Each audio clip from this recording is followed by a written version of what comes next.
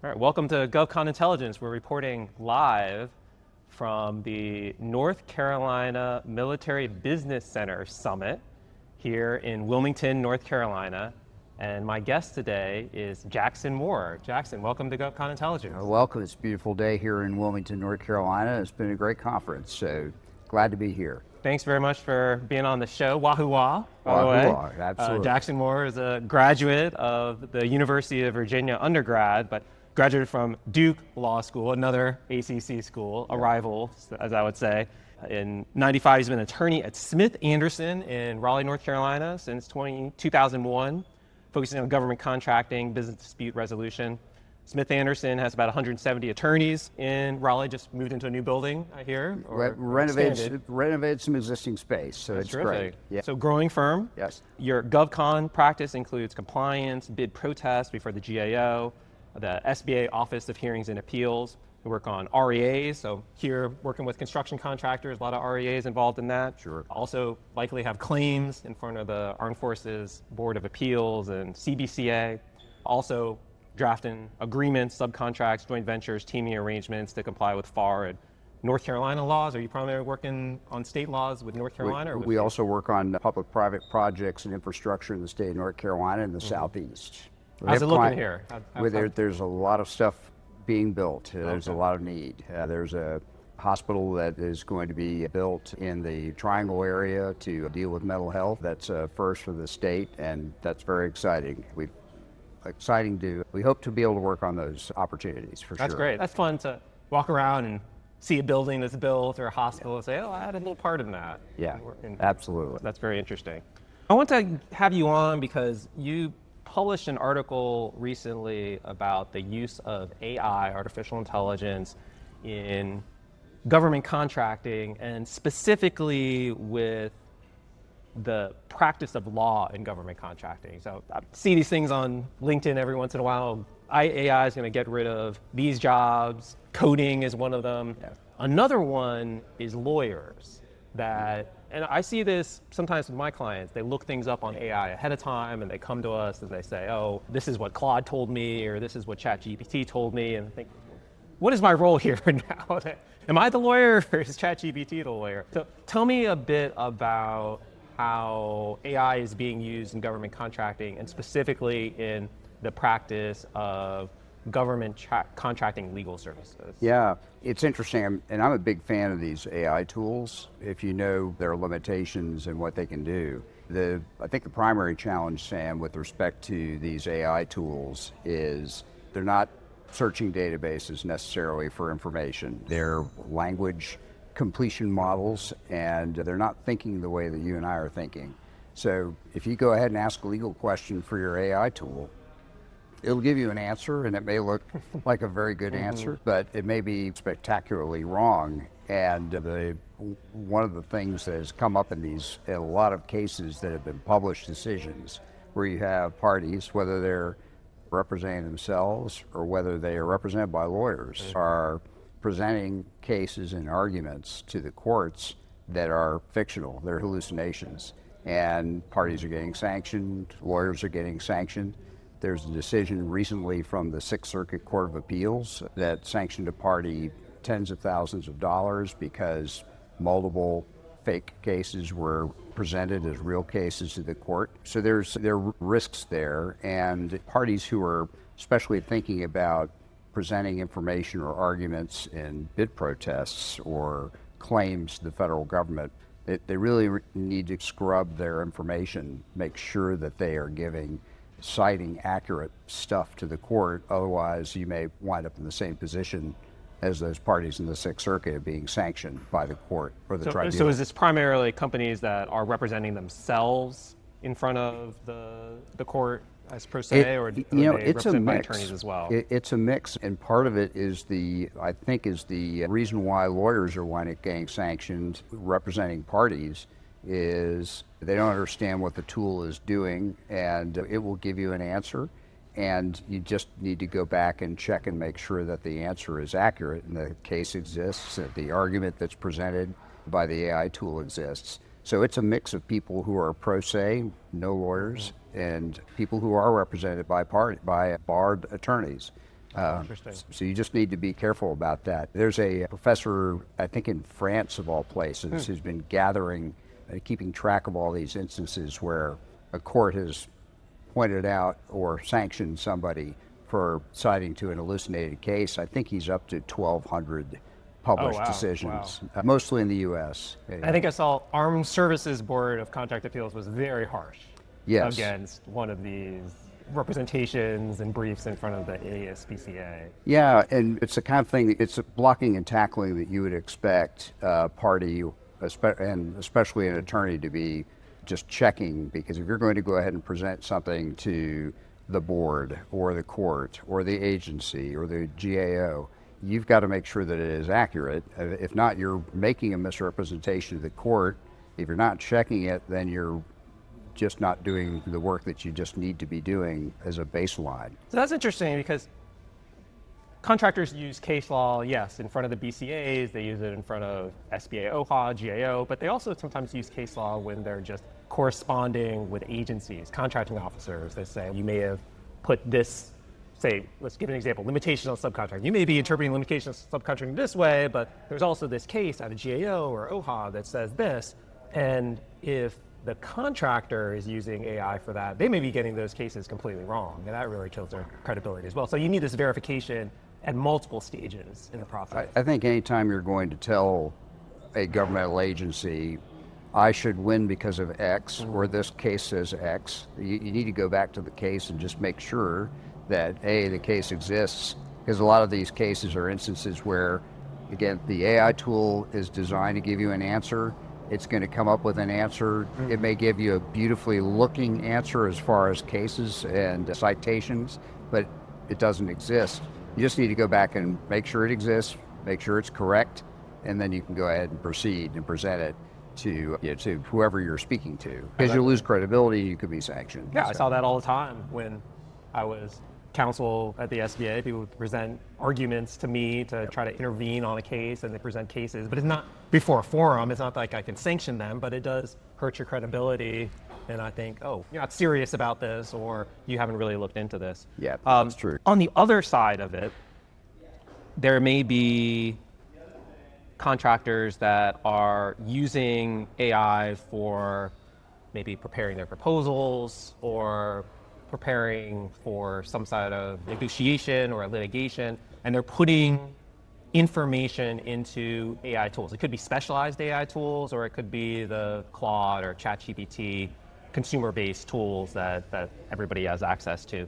What are you advising clients about in putting their information into AI tools? Let's start with their own information, because they can do whatever they want with it, theoretically. If they're taking somebody else's information, then there may be additional problems. So let's talk first about clients taking their own data and sharing it with an AI tool.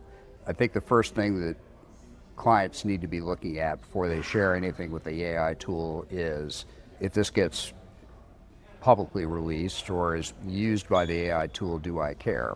And if you're taking confidential pricing data and you're sharing it with a third-party tool, what does my agreement say with the tool? Are they going to be able to use, like Claude or ChatGPT, use my data for purposes of training the model? Or are there disclosure rights that the party receiving your data has? If you do, then you just need to understand that you're potentially waiving confidentiality that would otherwise apply to this information. Yeah, there was a case that is not necessarily exactly on point, but is a warning. There's a criminal matter that's pending up in the Southern District of New York, an important federal court, where the judge issued an order that required the criminal defendant's chats with Claude, actually, to be turned over to the Department of Justice in his criminal matter. Now, the questions that he was asking Claude related directly to his lawsuit. What defense can I raise in connection to the securities fraud matter? You lose confidentiality potentially regarding that information. One thing that we're cautioning clients, if they're taking trade secrets or attorney-client information, be very careful about sharing that information with these tools, because you may no longer have attorney-client privilege or work product protection that might apply to that data. As far as thinking about third-party information, what if a court has a agency gives an agency record in connection with a bid protest? The same problems, probably even more so. You've got protective orders that are going to vary by court and jurisdiction, and depending upon what those orders say, and that's going to vary by court and by judge and by kind of sophistication of the agency or tribunal. If you go ahead and put that kind of information up in a publicly facing open source generative AI model, you may have breached the protective order that applies to that material. Because you've now given that information to a third party. Now, I know that there are... I wonder if courts are going to start mentioning that in their protective order, that this is not just applied to your organization, but also to the use of AI tools. And there's some cases that are coming out after this. The decision from the Southern District of New York is called Heppner. One of the other two cases that we talked about in our alert that we issued last week was another decision issued that actually disagreed with parts of Heppner, but also issued a protective order that essentially said, if you have a generative AI model that has certain protections, that does not use the data that you upload to train the model, or doesn't otherwise disclose the information to the generative AI tool, then you can use generative AI for that purpose. Oh, you can? Okay, well, so they authorize that if you look at the terms and conditions to figure out whether they're using it for training. That's right, but this is an evolving area, Sam. Courts are really dealing with this case by case, and you can't rely on that one instance to say, well, I can therefore use my enterprise grade ChatGPT for purposes that may otherwise violate the rules. There's not really any clarity about how courts are going to rule in this space. So really the ideal situation, I think, from the client perspective is don't share information that you're not willing to have disclosed to everybody with these tools.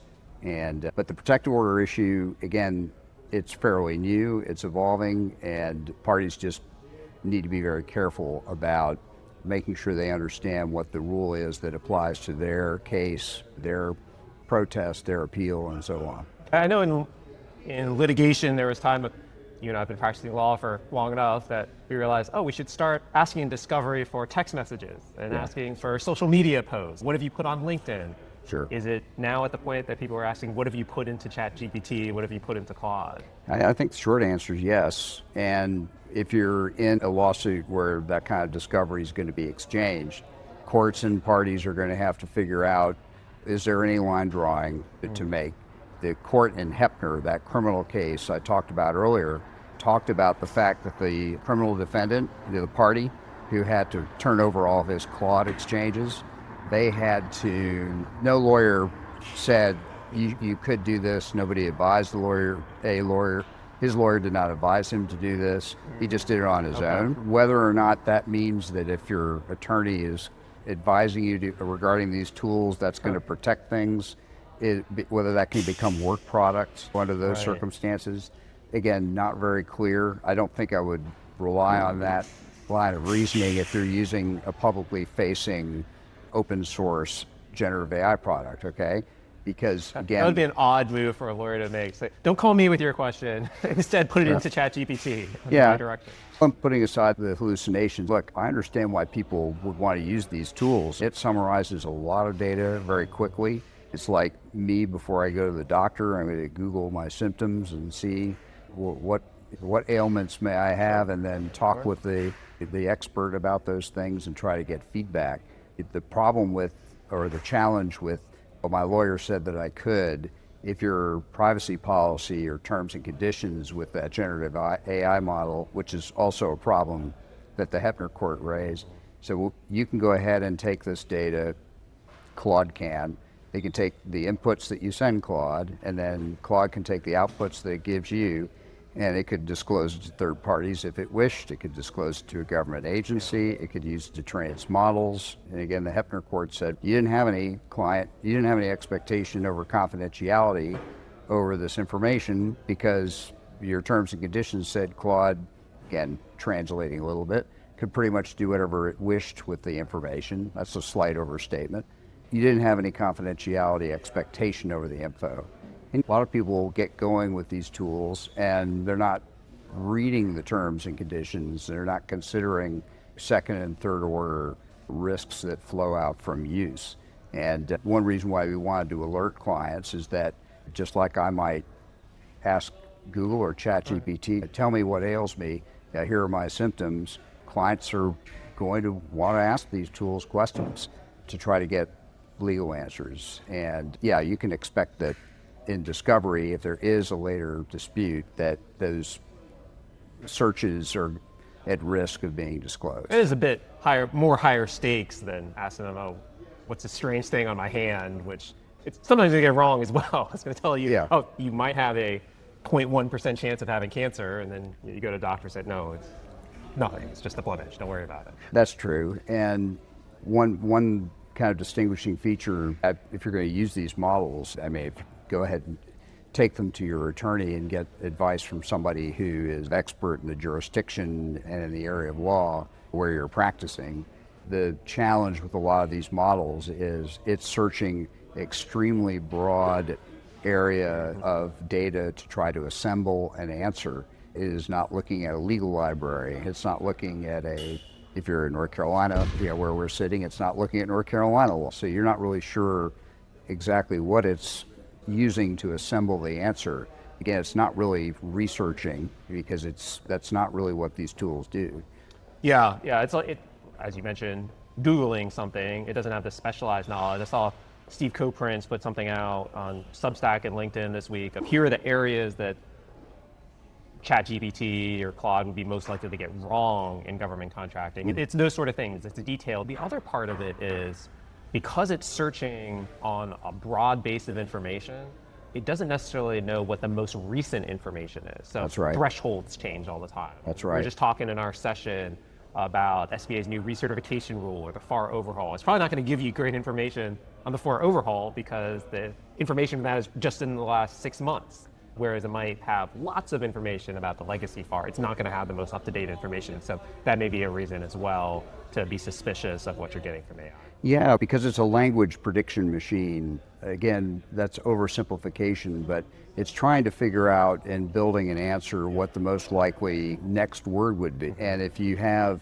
say, 20 years of decisions or FAR clauses to rely upon, there is risk that the model is going to look at the stuff that it has more volume of as opposed to things that are most accurate because they're more recent. Like you say, if the SAT threshold changes, it may be looking at an old SAT threshold because there's just more data for it to look at. It's going to give you the lower number or an inaccurate number instead of the most recent one because there's just less stuff for it to be looking at to try to build its prediction. Yeah, maybe they've solved this by now, but around January, everybody was asking, oh, who won the last Super Bowl? And then it would go back and say, like, the New England Patriots, which I guess they were the Super Bowl, but they did not win the last Super Bowl, if you were following that. Okay. I wanted to ask you about GSA's proposal of an AI clause. It's 552.239.7001 about the acquisition of AI. This is for companies that may be using AI in their systems that they're proposing to the government or in their deliverables. GSA initially had a very quick turnaround for comments on this clause. They put it online and something like 10 days afterward or so. They extended those comments, but the comment period is closed now. The clause would give broad IP rights to the government over custom developments. It prohibits the use of government data to train models. You mentioned training, and mandates the exclusive use of American AI systems. It also has a term, unbiased AI principles, which allows or has provisions about unbiased AI principles allowing the government to conduct assessments and suspend or terminate systems that include ideological or partisan judgments. So, question for you, first on the IP terms.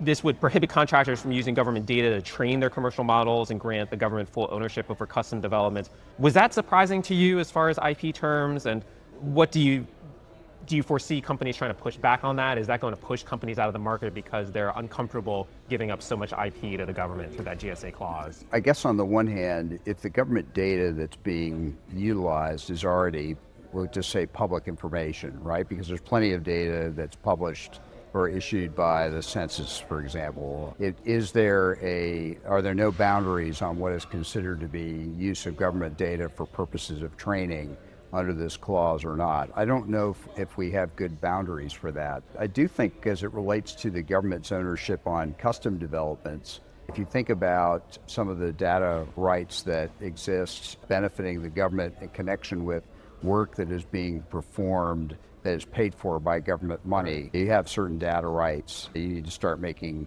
if you want to, or have a contract with the government and you don't want the government to have unlimited rights in the data, you've got to start making declarations and markings and this sort of thing, at least in the DoD space. And I certainly can see these AI companies being very cautious about how they provide anything to the government other than this is our commercial product. This is our off-the-shelf right, product. This is our commercial off-the-shelf product. We're not going to give you any customization because we're worried about the government perhaps taking more than what the company may wish to have. See, any other comments on that clause in terms of what might be surprising to companies that are usually working in the commercial market, now trying to transition to government? What should they be looking for if that clause does eventually end up in contracts? I think you made mention of American AI systems, and I think that's defined, I think, in the clause in draft that says systems that are developed and produced in the United States, but it doesn't say what produced in the United States means. And if you think about technology companies are maybe using global data, they may be using foreign employees, they may be using open source models where you're not really able to easily discern what is considered to be domestic and international. I think for companies that are trying to offer AI to the government, that's going to create uncertainty, and companies may say, we're not going to operate in this space because of the uncertainty that surrounds it. The other thing that you'd mentioned, and we had our program earlier with a lot of small businesses here at this conference, talking about the DEI executive order. We're sitting here in April 2026, that was issued last month, and the GSA clause talks about AI systems being neutral and nonpartisan and prohibiting encoding of ideological dogmas such as diversity, equity, and inclusion. I think there's some uncertainty about what all that means, and how do you go ahead and address that from a compliance standpoint? Are you going to present principles to the government in advance? Because the government has the ability to run an automated audit under this clause as well to see whether or not your output is actually following these requirements. How's that going to work? I think a lot of that comes out of the experience when Google first issued Gemini and it would output images, that the images would always have people of color. And Google, for whatever reason, had ingrained that into their AI system initially. And so that was a big uproar after that, saying, oh, this is woke AI. But in some ways, I think in the AI development, it's gone the other direction, where there's also been notable instances of other AI systems that do things that probably are outside of the norm of what you would normally see in responses from AI companies. But I think that's a challenge with the AI products generally, and we talked a little bit earlier about how the AI model may return an inaccurate response because it has more of a certain type of data. As I understand how the AI challenges were as it relates to imaging, is that if it has more of a certain race, gender, creed of a person, it's going to be more likely to give an output that follows that issue. So how do you deal with that? I just don't think that, again, I'm not sure the technology really, the experts can really address that fully, and I'm not sure how the government will properly regulate it. Again, it's unclear to me how that's going to work. That's interesting, because there's some thought that, an AI can be completely neutral, but because it's training on prior data or prior images in this case, that may not be completely neutral. So neutrality in whatever concept this is, the non-woke AI, is probably impossible because it's all based on the prior training data. And you mentioned impossible. People have different perspectives on these issues. Of course, I expect there's going to be litigation surrounding all this because if there's an unresolved dispute or if there is a statement that it's going to be X, someone's going to say, I don't think X is legal.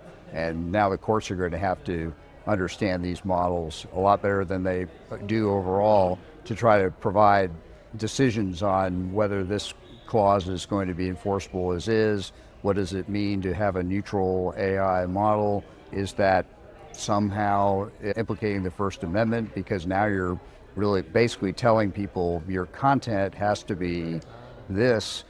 Again, the government is paying for it, so that's a little bit different as well. A lot of interesting and unsolved questions that I don't know what's going to happen. Sam, it's going to be interesting. Another part that will be interesting, we talked a lot about it in this morning's session, is the implementation of the racially discriminatory DEI executive order. Yes. We are, we're April 15th, right, or April 16th, and that means we're about a week or 2 weeks away from that 30-day point. I think it was issued March 26th. So we're about 10 days away from the 30-day point of that executive order. What's going to happen in 30 days? What does that executive order say? Is anything going to happen in 30 days, you think? I think agencies I think the executive order speaks to there being a FAR clause that agencies are going to have to start including in, I think, existing and new contracts regarding certifying effectively that there is no illegal discriminatory DEI within the company, and then that requirement is going to need to be flowed down by a prime contractor down to the subs, I think all the way down to the last tier. There's so many aspects to this executive order. First of all, you mentioned it in there, racially discriminatory, puts it outside of looking at sex and gender and other potential DEI issues, veteran status, you mentioned, and then this flow down concept of not only do you have to flow down the clause, but you also have to report up. That's right. The prime contractor has a responsibility to report a subcontractor that violates or may violate this prohibition against racially discriminatory DEI. How do you think that's going to work? And wouldn't it also obligate the subcontractor to notify if they believe their higher tier prime is in violation too? I think there are a couple of challenges with it. How are you going to ensure that you're proper, if you're a higher tier, say large prime with a lot of subcontractors, how are you going to make sure that you're properly monitoring? Right. The executive order speaks about knowing or knowable violations of this clause. Knowing is a standard of scienter under the False Claims Act, right? What is that other language? What does reasonably knowable mean? And again, on the one hand, I think I can understand. I think the courts have said that you can't hide your head in the sand and say, I didn't know. But the reasonably knowable seems a little bit more opaque. I don't think you have quite as much case authority around it compared to the False Claims Act things.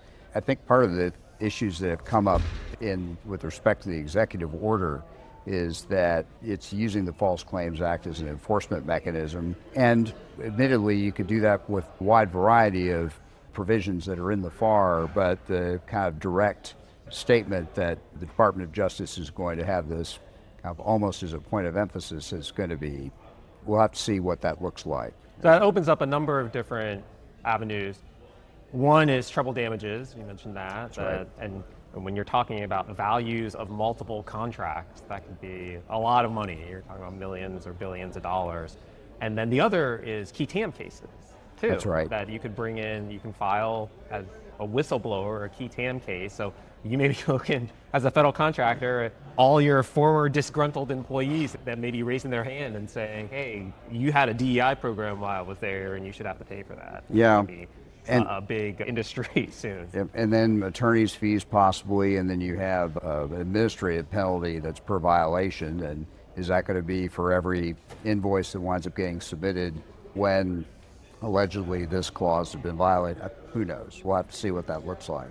I think one way that we can get some indication of where the Department of Justice might be heading, there was a recent settlement that was issued between the Department of Justice and IBM.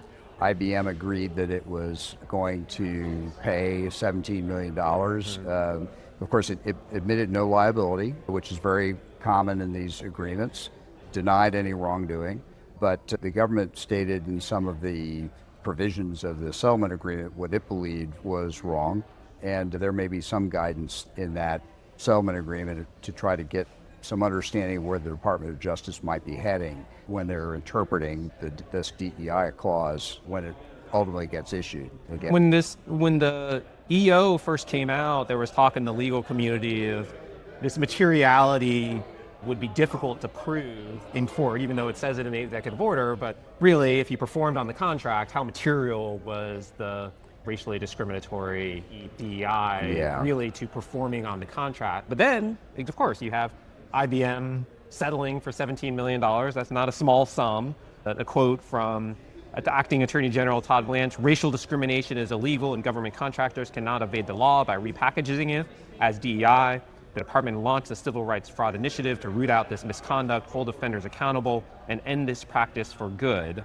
There's another quote in here that when a company accepts federal funding while engaging in practices that sort, prefer, or disadvantage employees on the basis of race or sex, the company is stepping outside the conditions under which the government agreed to contract with them, and we will hold them accountable. So you see DOJ making this explicit link to payment on the contract with these DEI programs, and that puts prime contractors, even small businesses, at a lot of risk if they had some of the programs that were in the IBM case. I think that's right. If I remember the settlement agreement correctly, and I don't have it in front of me, I think the government was asserting wrongdoing going back to the beginning of 2019, which of course long predates the executive order. Anyway, how that's going to interact is going to depend upon the provision of a FAR clause that we haven't seen yet, and how it's going to be interpreted and enforced in cases that haven't been filed yet. Yeah, I want to mention that FAR clause too, because we just went through this whole experience with the FAR overhaul where that was all issued through class deviations. The GSA would put it out, the FAR Council would put it out on a website, and GSA would adopt it immediately, and then other agencies would come in sometimes 30 days after, sometimes even longer after, with deviations on their own right for the agency. And that was the first time that I can recall that being done, that a whole new FAR, in this case, had been rolled out through class deviation before notice and comment.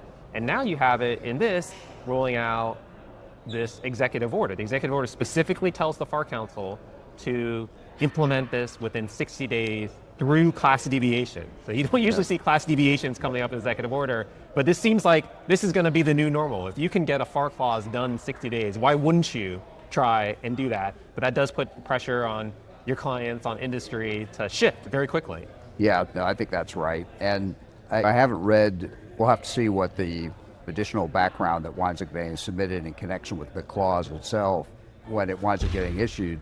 Do you think that kind of flows out from the UNC Harvard admissions case? They're essentially saying this is now Supreme Court authority and we're simply enforcing it. Is that sort of the support, do you think? I'm sure that's part of it. There's also elements in that case that are not recognized in the civil rights fraud initiative. At the end of that case, it says there are instances where affirmative action could be accepted. And they give the example in a footnote of the military academies. And I haven't seen that come up in new cases. It might come up in one of these cases as a defense. The Supreme Court said it's not always illegal. There are some cases where it's acceptable. So I could see that footnote having a big importance in the next few years if the civil rights fraud initiative finds more companies under investigation, potentially even going to court under False Claims Act. Yeah, and you would imagine, as you mentioned, there probably will be whistleblowers that are going to step forward and blow the whistle. There's a significant financial reward for those who successfully do that. But so we'll just have to see. The challenge always with executive orders is every time you have a new administration, you have a certain set of policies. Executive orders that were in place get reversed. Other executive orders are put in their place, and the pendulum just swings from one direction to the other. And you mentioned earlier today the potential for litigation. So were you referring to litigation specifically about the executive order, or this litigation that might come in from the Justice Department through a False Claims Act case? I guess I was thinking primarily about the language of the clause, the enforceability of the executive order, and the downstream effects if when either the DOJ pursues matters or agencies are supposed to be terminating contracts. If there's violations, there's going to be claims perhaps saying we either complied or the FAR clause was not enforceable, illegal, or I wasn't given an opportunity to address matters. If you can tighten up in the clause some of the language about, for example, participation, program participation, Right. maybe some of the uncertainties can be lessened so that the parties can at least know we're really only fighting about this narrow band of conduct instead of something broader. But I would expect by the time the FAR clause gets issued that there'll be some parties who are not going to be happy about it and that they're going to try to take court action of some kind. Okay, well, that'll kick off in a matter of 70 or so days now. Yes, indeed. 60, so yeah, so we're talking about 40 days actually that'll put this new FAR clause. Jackson, how do people find you? Oh, you can find me at smithlaw.com. That's the name of our website for our firm, Smith Anderson. We're in Raleigh. 170 or so lawyers are representing clients around the country and around the world. Thanks so much for joining us. Thanks for presenting at this conference with me again. It's great to see you. Thank you. Thanks, everybody.